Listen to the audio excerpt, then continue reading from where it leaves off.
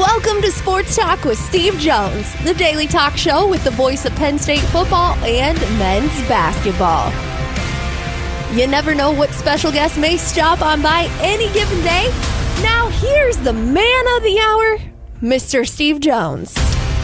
Welcome. Great to have you with us. Once again, the sense of stability has returned to the chair across the way. Yes, it has. I'm back. After the utter disaster when you were gone. I mean, you say that, but what do I want to talk about today? I want you to guess. If your guess is hockey, you'd be wrong, sadly, even though we're going to discuss hockey today as well. Yeah, I know, because I talked to Jack Michaels this morning. We're going to have Jack on the show Friday, the play-by-play voice of the Edmonton Oilers. I just thought it would be appropriate to tap into friendships here and and do whatever. By the way, DJ Dozier and Kajana Carter are have been nominated. They're on the ballot for the National Football Foundation Hall of Fame. So Kajana Carter and DJ Dozier both pretty big. So good to see Key and Deke both on there. That's great. So, and speaking of college football. A college football star, formerly in college football at least, who is now in the NFL, made himself a nice chunk of change today. Justin Jefferson, it was announced, has a 4-year, $140 million extension that includes $110 million guaranteed. 88.374 is being paid up front. It is the highest paid non-QB in NFL history. So not half bad for Justin Jefferson to get that money. There was always talks of will they trade him because he's going to want a lot of money and they don't have a great team outside of him, so what's the deal going to be? Actually, they have a better team than you think. He's got balance on the other side with a guy like Jordan Addison, TJ Hawkinson at tight end. They're not bad. It's going to depend on what they think early of J.J. McCarthy as to whether he takes over. If not, it'll be Sam Darnold early and then J.J. McCarthy later, whatever happens to be. But again, see, that's one of the issues that you have today that turns some people on and turns some people off. I don't really care if he's the highest paid receiver in the history of the game. Right? Let's take a long look at his playoff. Oh, there isn't really any playoff history there. Yeah. Great. It's about winning. It's about winning. It's not about money. I think it's great. He's a terrific player when he's out there. He wasn't out there all last season. Yeah. But when he's out there, he's a difference maker. He's really an absolutely terrific player. He came into the league as a top something receiver. Well, he should have been a Philadelphia Eagle. They botched that one up. I love watching the video, and I still do to this day, of the war room the Vikings had when it was announced that the Eagles were selecting, who was it? Was it Aguilar? Who did they pick above him? It was Rager. Jalen Rager. And all of the Vikings just start laughing. And they're like, get Jefferson on the phone. Get him on now. We don't even have to wait for it. Just call the phone. Call immediately. And they did. And I think they won that draft pretty handily with him.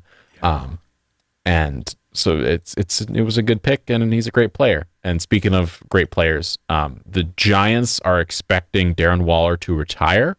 And do you know who their next tight end up is going to be? Yeah, it's going to be Theo Johnson. Theo Johnson. So he looks like he might be a starter in the NFL come this season, which is another positive thing for Penn State.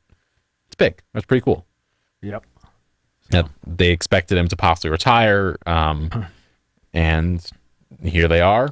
Theo Johnson going to get himself a nice start with him.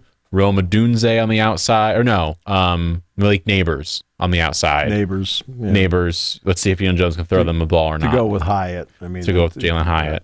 All right, so that it's gonna be a good team. Okay, so let's at least tip everybody off to actually the actual real big news of the week that affects people around here. What? Justin Jefferson affects nobody. What possibly is going on, Steve?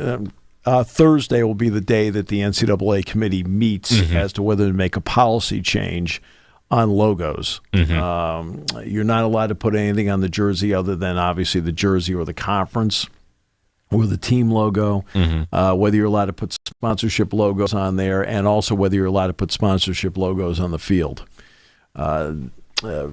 for example, Florida has already talked about openly embracing all this. They're pushing for it. Mm-hmm. Alabama says they're not going to put a logo on the jersey. It's going to be anybody's choice. Yeah.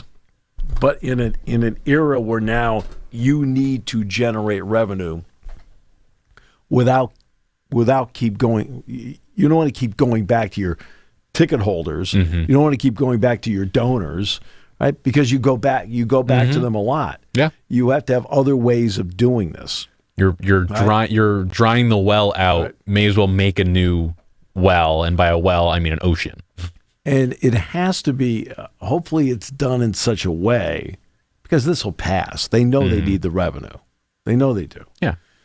It'll be done in such a way like they do in pro sports. Mm-hmm. I mean, to be honest with you, when you see the Yankees, when you see the Red Sox, whatever, they all have a patch on the sleeve. It's not even on the front. It's on the sleeve.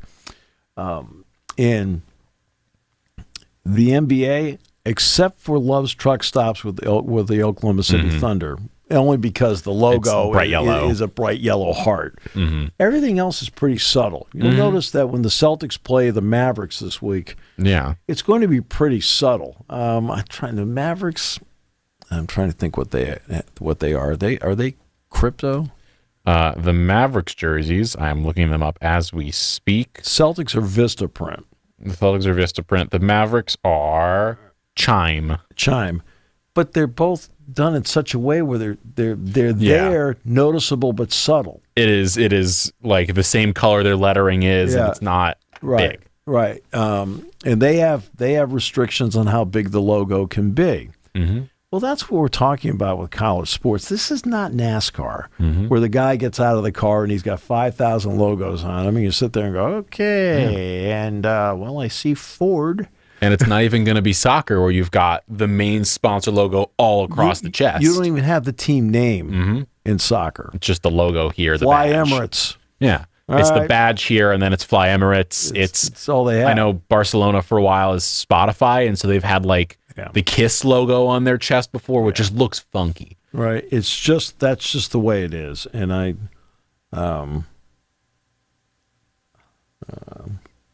it's gonna be big when it does end up passing, because as you said, it's going to pass. It'd be a thorough surprise if it does not, because as we've discussed here on the show quite often, it is a kind of given money generator that does not affect anything majorly. The field and the jerseys are not going to make or break it. I'm sorry to people who are like, don't you dare change anything. The NBA revolted, and now they don't care. And now they're making more money from it. Do you not want their school to make money? Okay, this is the way I think it'll play out with a segment of the fan base. All right. There'll be a segment of the fan base that will thoroughly object to this because they don't want the Penn State uniform to be defaced with advertising. Defiled. Okay? They just don't want that. 1 year later, it'll fade into oblivion. People may not be like, but you know what? They'll get used to it pretty fast. Yeah. They'll also realize when they're sitting in the stands, they won't even notice it. Right? They'll notice it when it's up on the video board. When you play in the video board, they'll see it on the video board just like people on TV, because the purpose of the logo is really TV. It is not face-to-face. And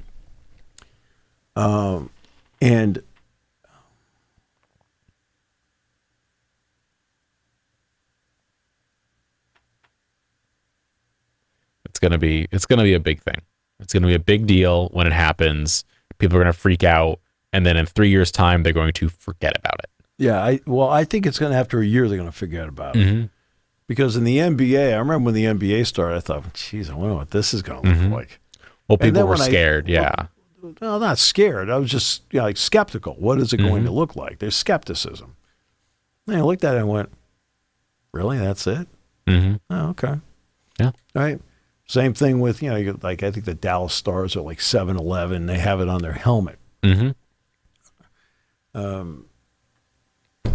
It's you have to have ways of doing things, especially at the college level, where this push has been on for NIL, NIL, NIL, NIL, and people have been giving to it. Mm-hmm. And, of course, you don't just give to it one time. You have to give to it over and over and over again, year after year. And there is something that anybody that is in development gets very concerned about, and that's donor fatigue. Mm-hmm. Well, how do you relieve donor fatigue? Well, you relieve donor fatigue by taking a segment of what you're trying to get off of their shoulders. Yeah. This is one of them. Mm-hmm. All right.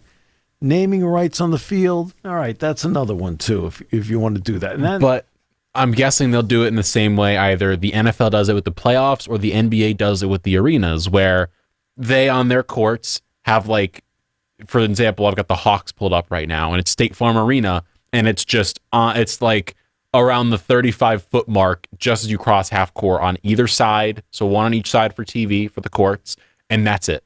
That is all there is logo-wise anywhere. Or in the NFL, you've got the NFL championship logo that goes in the court or goes in the field. It'll be like that, where it'll be just kind of like at the 45-yard line, like on one side in the ground, like the logo is. You already have on the field to begin with the Big Ten logo. Yeah, it'll be the same thing. And people are like, I can't believe they're putting the thing on the field. Like, how dare they? Yeah, how dare they? That's our grass. That one I'm not sure. As to whether you want to do that or not, especially. I mean, let's just bring it up. I mean, let's not sit here and fool around with it. That one will be a humongous moneymaker. That'll be the moneymaker. It can be. Because what do you have on the screen for 75% of the game? Like the field from an overhead view. So it'll be that logo there all the time. That's going to be worth millions of dollars, if not closer to 9 figures than anything. Well, I mean, there's one stadium already in college football that has it on the field, and that's the University of Washington. If you watch the University of Washington, it is Alaska Airlines Field at Husky Stadium. Well, Alaska Airlines is on the field. It's not like it's not on the field. It is. And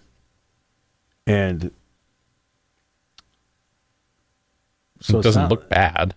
No, it's subtle. I mean, I remember getting ready for the Rose Bowl a few years ago, and at one of the games I picked up, I wanted to look at the Washington game because Washington, I think, beat them that year.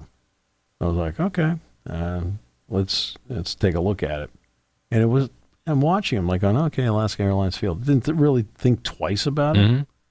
But as for logos on the jerseys, I'm sorry. It's 2024. Yeah. Okay. It's amazing it took this long. But again, let's go back to the conversation I had with Tony Knopp on Friday's show. There are a lot of elements of European soccer and how it's run and how it's put together where you don't want all of it here because all of it here doesn't work. Yeah. But there are leadership elements of it that are indicators as to how you should be doing business in today's climate. Now, I'm not talking about transfer windows where millions are spent, right? Yeah. But I'm talking about the business model. And again, you don't want Emirates across the Philadelphia Eagles jersey. Yeah. All right, you don't want that. That's not what America wants. You want the patches on the sleeves. Okay. Subtle. The NBA did a great job of, I'm skeptical. What's this going to look like? Because your first thought is it going to look like NASCAR? Well, you look what the NBA does. For the most part, it's subtle and it's classy. Yeah. Right? They did well. I mean, that's the Boston Celtics jersey. They've won 17 NBA titles. Okay? And it's not a bright pink patch on our green jersey. Right. I mean, so you don't sit there and feel like the Boston Celtics iconic jersey has been defaced. You don't feel like the Lakers' iconic jersey's been defaced by having Crypto.com on there. Yeah. Right? And you kind of sit there and go, oh, okay. Yeah. Right. That's the way, to me, that's what's going to happen with this. You will have people who have, how can you do it? Because remember, Penn State didn't even put bowl patches on the jerseys for a long period of time. And I completely understood. That's fine. I got it. I was here. I understood where Joe was coming from, but that's not that era. Okay? This is a different era now with different issues. Okay? When Joe was coaching, right, there was not a $22 million payment that had to be made to all the athletes on campus, which starting in the fall of 2025 is going to have to happen. It's going to be mandated. It's going to be a chunk of change. Right, but it's mandated. It's not an option. It's mandated. And how can you get that $22 million back? All right. That's one of the ways at least you can at least make either a huge dent in it or get, because there's a couple of ways of getting it back. Number one, cost of attendance, which is about $3 to $4 million, will kind of be rolled right into that. All right. So that now I've reduced it to 18. Now, can I come up with 10 to 15 million to do this? You put a jersey patch on, you probably get a decent chunk there, probably 8 figures, I would guess, or you get close to it. Let's talk NBA numbers, because college football is the second most popular sport. Right? Second most popular sport, you're talking about 10 to 15 million. So you're getting that money back, so all of a sudden you're breaking even, and then you say you want to make the extra money back on the other end of it. Right. You add in... So now, budget-wise, you're not getting crushed. Yeah. Others aren't going to be able to get it. Penn State can get it. Ohio State can get it. Texas can get it. Michigan can get it. USC can get it. Notre Dame can get it. Alabama. Again, Alabama says they don't want to do it. But if they wanted to, they could. Georgia definitely can. My concern in all of this, it's not a massive concern, but my concern in all of this are the Northwesterns, the Indianas, the Illinois, the Minnesotas, the Purdues of the world, like Rutgers. Yeah. All right. I mean, that's an issue. Hey, you should see Rutgers TV numbers. Remember, they've been playing Michigan, Penn State, and Ohio State every year in the same division for years now. And they get good ratings for those games because it's Penn State, Michigan, and Ohio State. It's who they're playing. Yeah. The rest of the games, you should see their ratings and how low they are. And that would be something, if I'm sitting there and you're not going to have Penn State in the schedule this year. In fact, I don't even know Rutgers is playing this year. I just know they're not playing Penn State. They're doing a home and away in basketball, but football they're not playing at all. And that's, now in basketball, this would be a basketball. You got to remember, it's basketball too. Now, what you do with the other, if this is all inclusive to everybody else, I wouldn't know. Yeah. But you've got to have football and basketball. If I may, you brought up the soccer comparison to this in terms of bringing things in over here. And it's a slight change, but the soccer in 2020, 2021, there was the idea of the Super League brought up. Right. And it was this whole... It was rejected. Freak out. And I, at the time, did a podcast, and I did an emergency episode with myself. We got 2 guests on, my co-host and I, so it was 4 of us. And we were all like, this is a terrible idea. And there was not a single fan in the world who supported it. Not a single one. Because everyone said, this is a dumb idea. And I don't get why here with college football, it's almost like we want it to happen to some extent with the Alabamas and Penn States of the world playing each other in this one the top 18 teams being in one league together. You can't do that. It's not good for the health of the sport at all. That's what every soccer fan was saying. Like, this is going to kill the small clubs, and it would have. Like, you can't generate revenue as a James Madison or anyone else or even a Rutgers if the other 18 schools that are only the big ones go and do their own thing in their own league. Like, you need to have a Champions League. You need to have a college football playoff where technically everyone can make it. And if you do make it, Right. You get an exorbitant amount of money, and it funds you for a few years. It helps out alleviate a lot of the stress. The Champions League does to a lot of teams. Winning the league did to Leicester. They made the Champions League and won the league. Right. They on their own survived off that money for the last 10 years. Sure. Because it was so much money. Right. But we want this big league to happen if there ever is going to be one, and I just don't get it. College, there a lot of people have talked about. I'm going to get Bill Bender on the show here at some point because Bill gets fascinated by this from Sporting News, and money is obviously a driver in all this. Mm-hmm. At the same time, you can't get so enamored with money, and this is difficult. Yeah, right. You can't get so enamored with money that you end up hurting what makes your product special. Mm-hmm. I had somebody say to me one time, money isn't everything, but it's way ahead of what's in second place. I said, okay. Fair. Right? All right. But there are ways you can, if you can continue to somehow keep what makes your entity special, you actually will get more money because people are attracted to what makes it special.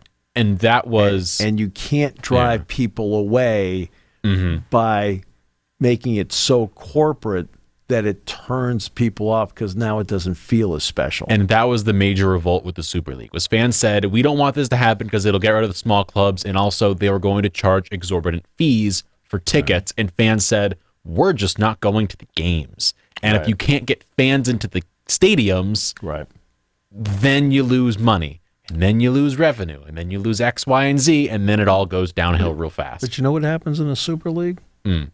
Half the teams win and half the teams lose. Suddenly your team that's been winning, well, maybe it just happens to be that you're with this group, you're one of the have-nots. Okay. You could, let's say you're... Alabama needs Vanderbilt. The entire conference needs Vanderbilt. Everyone needs a Rutgers. Right. Okay? Everybody needs Rutgers. You want to know why? Oh, I don't want to play Rutgers. Well, I don't care if you don't. Okay, you can't. That's why when it comes to the non-conference schedule, so for God's sakes, you know what? You got a schedule that includes Ohio State, Washington, UCLA, right, Wisconsin, and USC. How many of those teams are you supposed to play during the course of the year? Also, okay? I mean, I'm serious about this. There is an absolute lack of logic when it comes to, like, Penn State will play West Virginia this year, but then whenever they schedule somebody like a Bowling Green or a Nevada or somebody like that or a San Jose State, oh, okay, they're playing them. Kent State. Well, for goodness sakes, how many? You cannot make it Murderer's Row every single week. You need to win games. Right? And guess what? When you play USC, it's a physical game. It's a physical game. Yeah. I'm talking, you may come out of there like, okay, we didn't get anybody really hurt today, but you're beat up. Yeah. Right? Fortunately, they've got a bye week before they play Wisconsin. Oh, and by the way, Wisconsin plays that way too, even though they're running the air raid offense now. But there's a lack of logic as to how this plays out. There's a lack of logic and also a lack of understanding that, like, you need small teams, as we just said, you need to win. But also, when they win, it is magical. Northwestern, 1995. Doormat forever in the conference. I mean, if they won a game, I mean, they had a parade. Yeah. It was great. And then in 1995, they shocked everybody. Like, what? What's going on here? Right? Darnell Autry, Pat Fitzgerald, and they go to the Rose Bowl. Yeah. Now, Keyshawn Johnson and USC beat them in the Rose Bowl. It was a terrific game. But it was one of those, like, wow moments. Like, hey, how about that? It's like when Leicester City won. That 2015-16 title I still hold it as the best title ever won in any sport. They were 5,000 to 1 odds to win going into the season. They literally stayed up on the final day of the season prior by a goal in the 87th minute, I think. They barely stayed up I in the watched league. it. Yeah. Because of the miracle of it, I watched it. There's like an hour-long documentary on YouTube. It is worth the watch because that team doing what they did, like the story of these teams that like you don't expect to be here. The reason we love watching Coastal Carolina do really well sometimes is like it's really magical. Watching these runs in the NCAA tournament, we love seeing Florida Gulf Coast dunk on everybody. It's just really cool and majestic, and it's like for a weekend. But like that idea for of a weekend, or an upset happens, an Appalachian State comes into town and beats Michigan. Michigan. Right. Like there is a magic about it. Sure there that is. you don't just want to see the best against the best all the time. You want to see the David and the Goliath battles. All of a sudden, out of nowhere, David's winning. And it's a freak out. Right. No, people like it. They enjoy it. And, what James Madison has done, which has been terrific. That's great. Yeah. And whenever you have somebody that's traditionally been a down and out, and that's what I'll go back to when Bill O'Brien left to take the Houston Texans job, and they had a committee together as to who, about selecting the next coach. And a couple of the committee members quietly called me and said, "Hey, could we get your thoughts?" And I'll tell you exactly what I said. I said, "Have you guys considered the guy at Vanderbilt, James Franklin?" And they said, "Well, yeah, his name came up." I said, "Take a look at it." I said, "Because they're not supposed to win, and he's winning." And I said, "He's got a big personality." I said, "And right now, because the timing means everything." I said, "We need a big personality right now, like because remember, Penn State's still in sanctions at this point.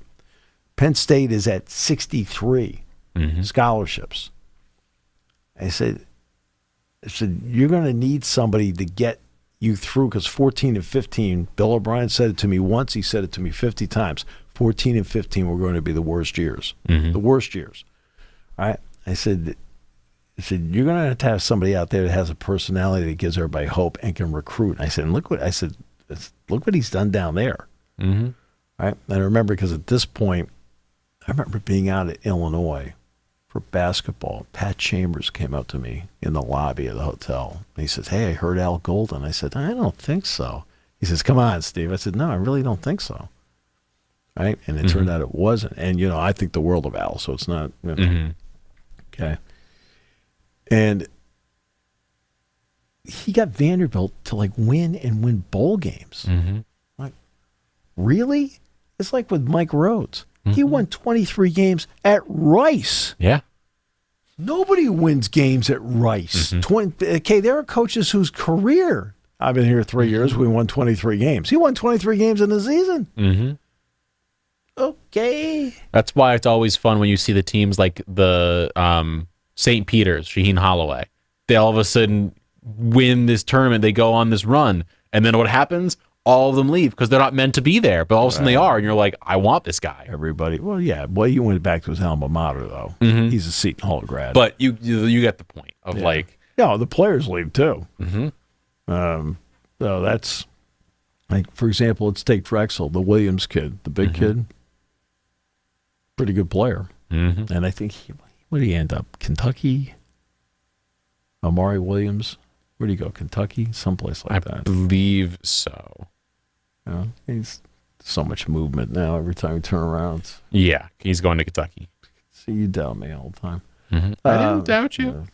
But that's what makes those jobs tough. Because I was talking with Rob Krimmel, the St. Francis coach, and he had 5 freshmen starting for him last year at St. Francis, and 2 of them were on the all-rookie team in the NEC, in the Northeast Conference. And of course, what did they do? Transferred. They put their names in the portal. Now he helps them. He understands what the deal is. Yeah. He helps them. But you look at the Cohen kid that he had, the big guy, 6'9", ended up going to UMass, and now he's then transferred out of UMass. I'm not sure where he ended up going. But he went to a Power 5 school from UMass. And,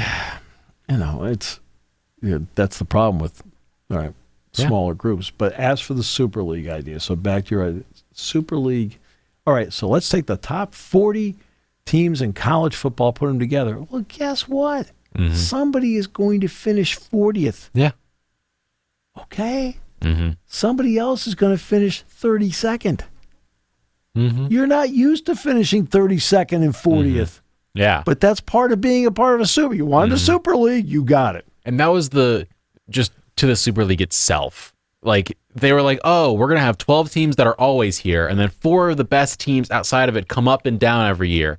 And it was just like, huh? No. So you're having you have 12 guaranteed teams that will never leave the league. So what if one of them is the worst by a mile? They're never going to get booted? Right.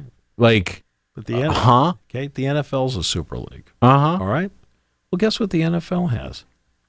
In the Super League, they have 8 division champions. They have others who make the playoffs. They also have rules in place, scheduling, draft, and so forth, to try and create some semblance of parity. Right? You're not supposed to. Okay, the Patriots and the Steelers, and to a point, the Packers have kind of defied. Now I know the Packers have only won 1 Super Bowl in this time frame, 2 for the Steelers, and obviously the Patriots won 6. Okay? But they're consistently been playoff teams. That's not supposed to happen. The way the Patriots have been playing the last couple of years is actually the way it's supposed to play out. Right? Where, okay, you've been drafting back of the pack, and then finally it catches up to you, and then... Look at the Thunder. Terrible. All of a sudden, boom, explode.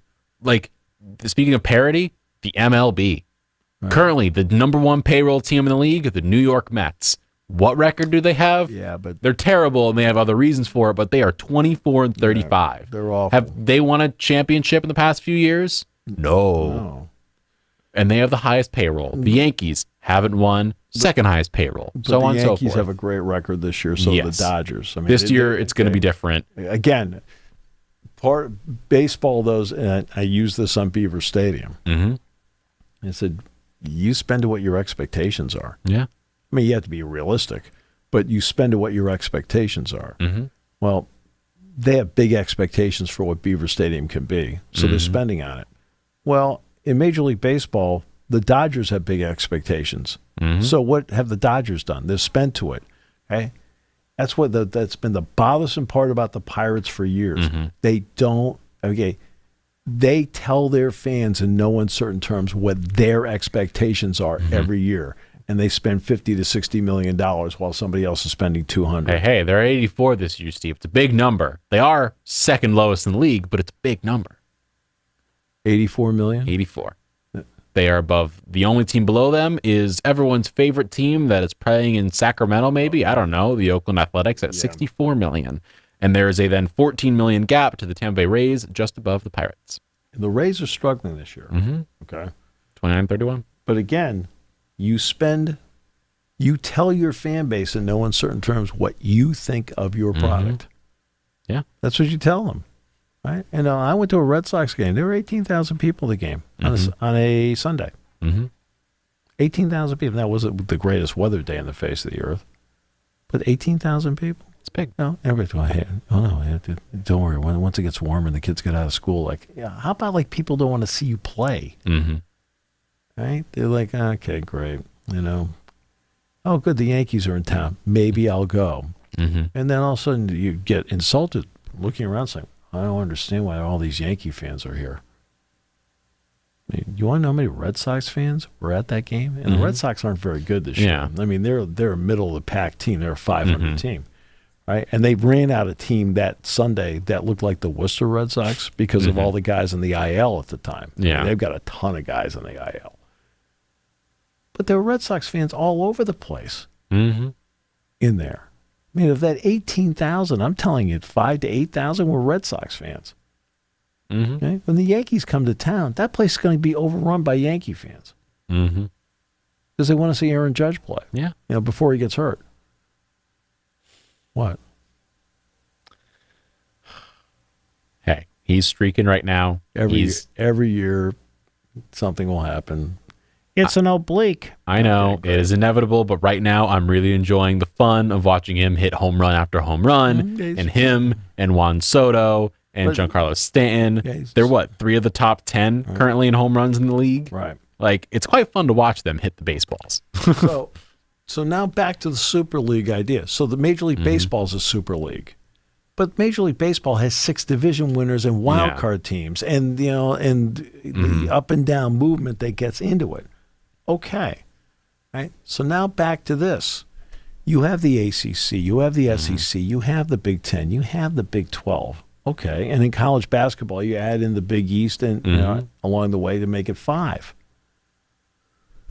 And you can have people go up and down in it, and you can get surprises along the way. Like, wow, hey, check out how Tennessee's playing. Tennessee was like middle of the pack before. Now with Rick Barnes, they're up near the top. Nate Oates, they were middle of the pack before. Now they're at the top, and they're a Final Four team. Florida was at the top. Now they're not. You've got movement there. But that's what you have because you're spreading the wealth. If you put a Super League together, suddenly those who are contending in their conference before are contenders. And that's what makes this interesting. I mean, because how many teams are in the Premier League? The Premier League is 20. 20, right? But there are other divisions. They have 20 there. Right. You have 24 below, 24, 24, 24. Yeah, they're all trying to work their way up because of the up and down nature of it, and I'm not in favor of having that. That's not a system that's going to work in this country. It won't work. It won't work in this country. People bring it up. It's like, okay, it's adorable. So I think it's a great conversation. I'm bored by it. But you have already divisions in place here. Right? So now with the 12-team playoff, with the 68 teams in the NCAA tournament, that's the weeding out process to get you to, the championship rounds. Yeah. There's your in 2024, those 12 teams. That's your Super League right there. Okay. You've weeded out to get to the Super League. And that's okay. Right? That's good. The NCAA tournament, you've now weeded out 364 teams to 68. That's this year's Super League. Yes. That's what it is. Because the idea of, we're going to have 2 24 teams. Oh, no. Okay, if you have 2 24 team, guess what? Somebody's finishing 24th. Yeah. Let's say you play 12 games in a season. Somebody's finishing 8th. That normally is at the top of their conference. Okay, this is how you keep the sport popular because when people feel like they've got a chance, Florida State, now they got ripped off last year, no question. They went undefeated, right? Everything that fell into place and whatever, and Alabama got in, they didn't. Okay, I totally get the argument. But their fans were excited all season long. And guess what? Florida State goes to Clemson. Big game. Okay, fans come out. Clemson's winning most of the game. Florida State comes back, wins near the end. Okay. But it drew fans that had national implications, even though it was a conference game.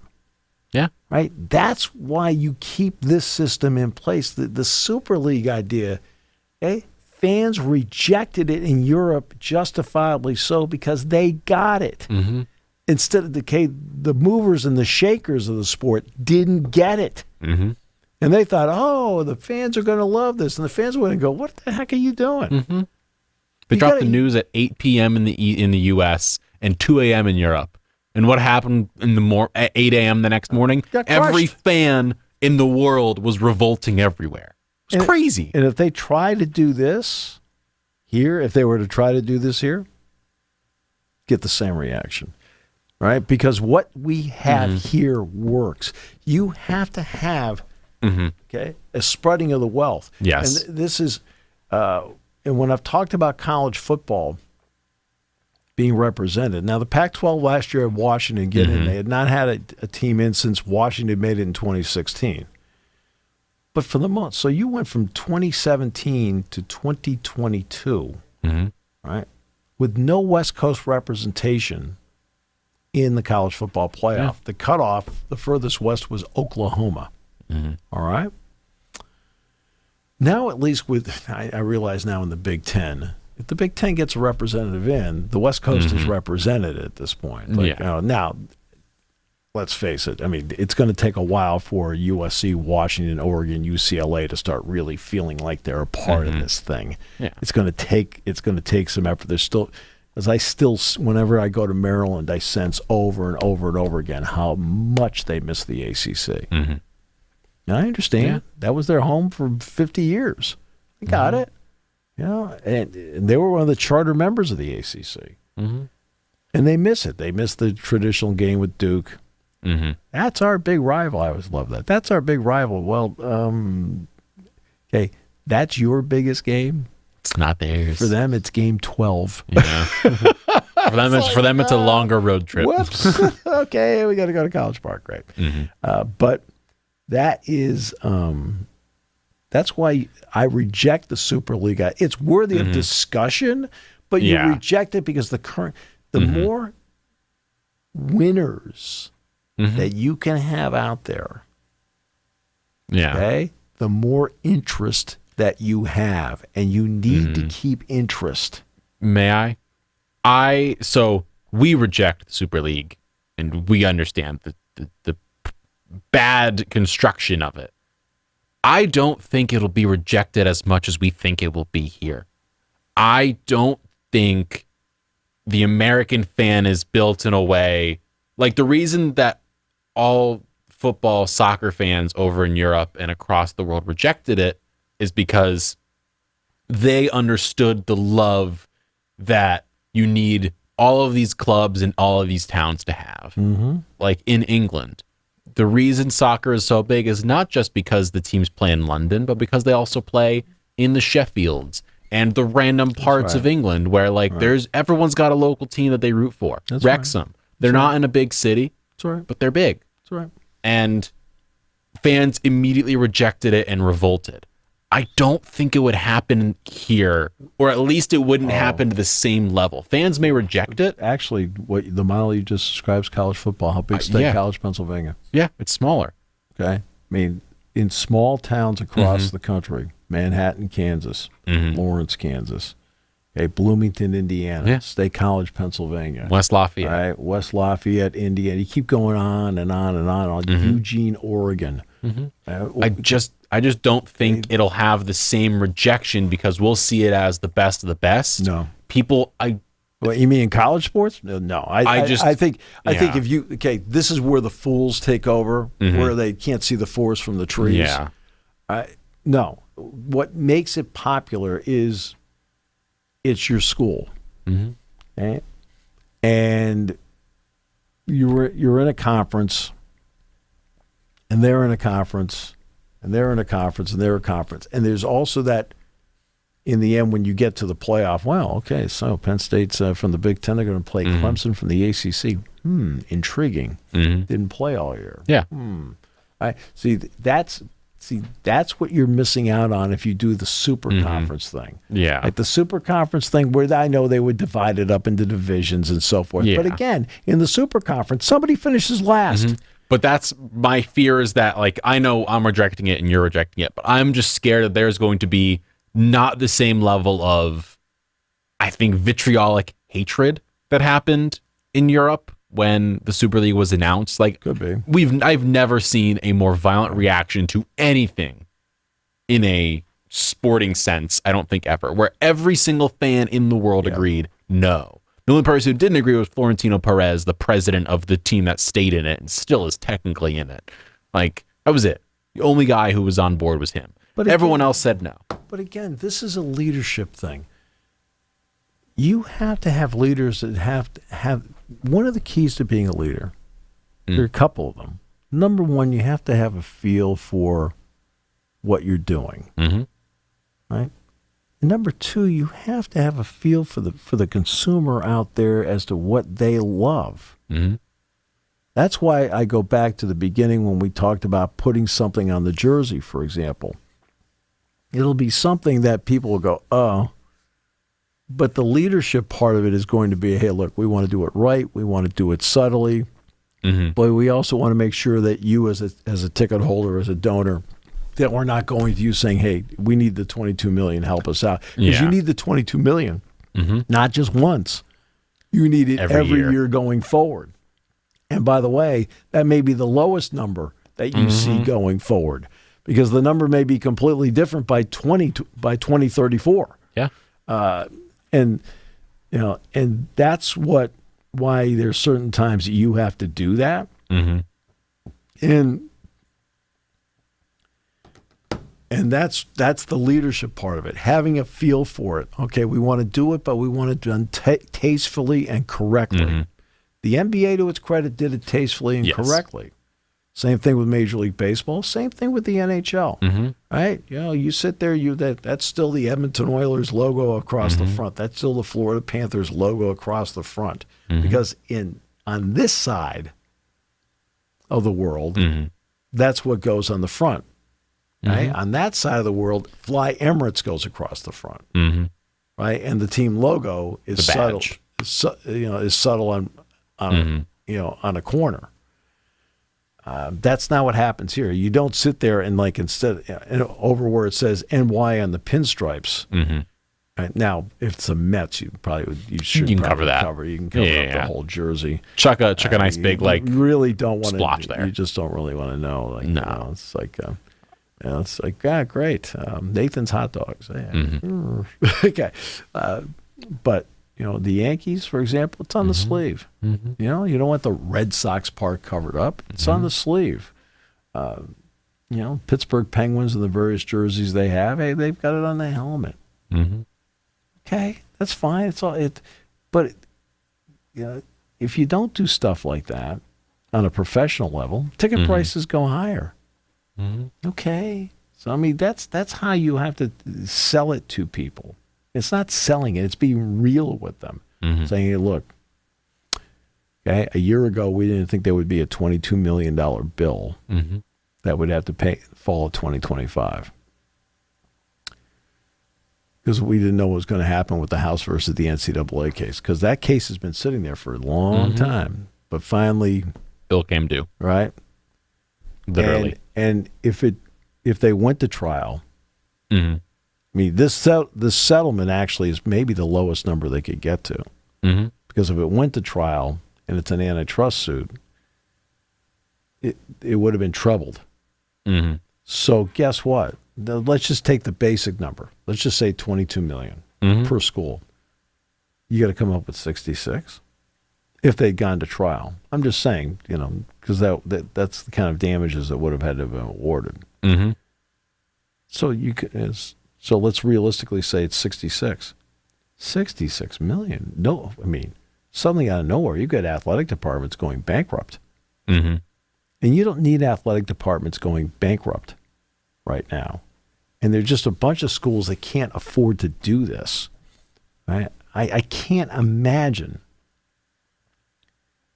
for example, Rutgers being able to pay $22 million because they're still in debt. They don't get to the break-even point with the Big Ten based on what they borrowed until 2027.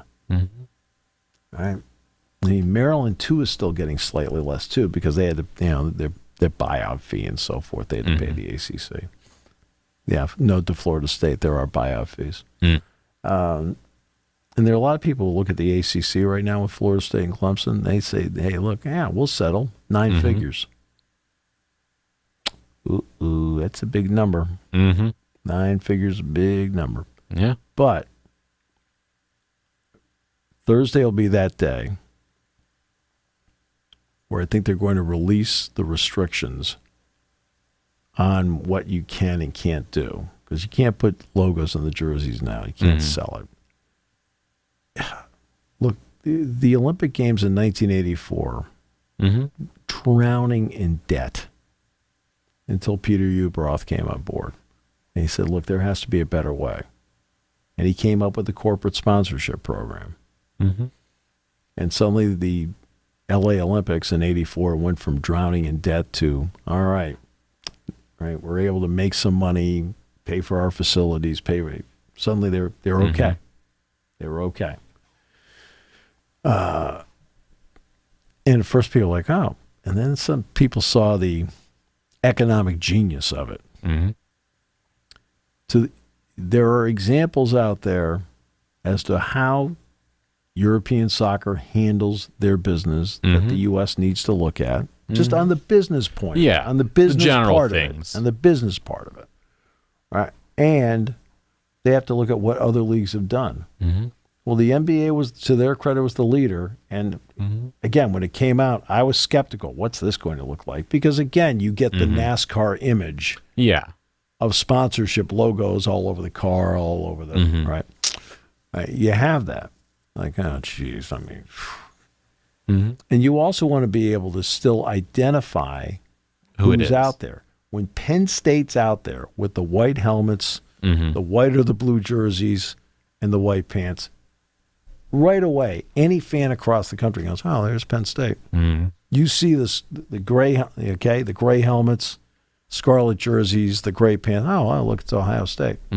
Right? You don't want to get yourself into a position where you're so dominated by the sponsor people don't know. So where's the Travelers Golf Tournament? Travelers, is that Connecticut? Yeah, but it used to be called the Greater Hartford Open. Yeah. It used to be the Greater Milwaukee Open. Waste Management Open. Well, Waste Management Open, but that used to be the Phoenix. That used to be the Phoenix Open. Yeah. Right? That's what it was called. You knew where it was. Right?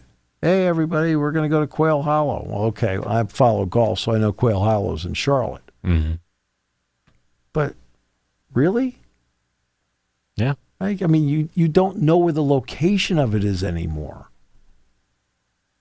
Unless it is a nickname so tied to the place, the Alamo Bowl. Well, gee, I can figure that out. It's San Antonio. Okay? But you know the Sugar Bowl is going to be down in, is that Georgia or is that New Orleans? New Orleans. Yeah. But Peach Bowl, Georgia. But the college football playoff made them do that. They made them do that. Which is good. Because it used to be the Peach Bowl. Then Chick-fil-A took over. It was the Chick-fil-A Bowl, just like the Outback Bowl had been for years. It was the Chick-fil-A Bowl. When they applied to be a part of the rotation for the college football playoff, to be the New Year's Six, they said one of the requirements was you had to put the nickname back in there. Which is smart. Well, it's smart because guess what? Sponsorships change. Yeah. I mean, when Penn State played in the Orange, who's the Orange Bowl sponsor now? It's Capital One, right? Capital One Orange Bowl? I believe so. Yeah, Capital One. Yeah. FedEx did it formerly. Right, I'm saying that's my point. When Penn State played in the Orange Bowl against Florida State, it was FedEx. It was the Tax Slayer Gator Bowl, I think. It was Tax Slayer. It was just called the Tax Slayer Bowl when Penn State played in it. One announcer kept referring to it as the Gator Bowl in the broadcast. Because that's what it is. And then they put Gator back in it. Yeah. So that's why they do it. Because you're trying to identify the area. Well, it's the same thing with this. You don't want it to be logoed up so much where you look at it and go, I don't know who the heck I'm watching here. You want to know at all times who it is you see on screen, but you can also make money still from having blank space used to capacity. So you watch the Celtics and the Mavericks. Okay, well, guess what? They're both going to have sponsor logos on it, but they're going to be on the jersey in such a way where it's either going to say Boston or Celtics on it, and for Dallas, it's going to say Mavs on it or Dallas or whatever it may be. They didn't lose their identity with sponsorship. They just enhanced their finances with sponsorship by doing it subtly. That's what college football needs to do. Okay? Don't lose your identity to the sponsor. Okay? Have the sponsor subtly on there as part of your identity. And we'll discuss more of this throughout the week, especially when we find out what the deal is going to be with it. It'll be Thursday. Come Thursday. Oh, they'll give the thumbs up. They have no choice right now. And you notice who it'll be, who will discuss it with you? Me. Oh, thank God. No Niners today, baby. Oh, no. I mean, God, the other guy. We bring the other guy in there, and I have to use simple words. It's okay, Steve. It's okay. Thank you for listening to Sports Talk with Steve Jones, a 7 Mountain Media production. Come back at 11 every weekday for analysis of the latest happening in the sports landscape. From college football to European soccer,